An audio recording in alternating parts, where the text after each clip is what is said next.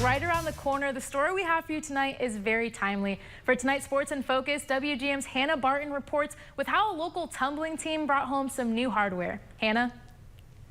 Well, 3 local athletes put Quincy on the map last week as each took home a first-place title at the U.S. Tumbling and Trampoline Nationals. I had the chance to catch up with the newly minted national champions as well as their coach to talk about their success.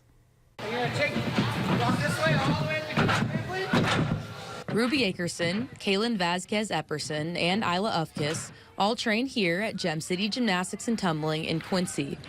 But last week, the team ventured outside of the Tri-States and down to Louisville, Kentucky to compete in the USTA National Championships, where each athlete took home gold in their respective level and age division. It honestly felt really good because I'm like a very competitive person, and so knowing that I got high scores, it was very amazing.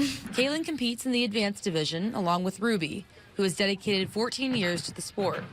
The Palmyra senior says her national title is a result of all of that time spent in the gym.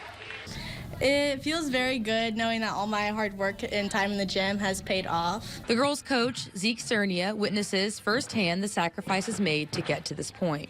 I mean, like, if you take those girls, they grow up here, and they spend a lot of time in the gym. So because of that, everything that they've done is a culmination and a build to this, like, achievement or goal that they have. For Isla, performances like the one that earned her the sub-advanced title would not be possible without the team around her.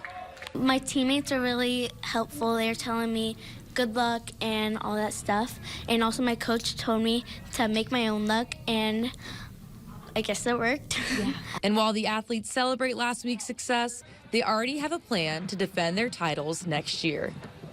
To keep working my butt off.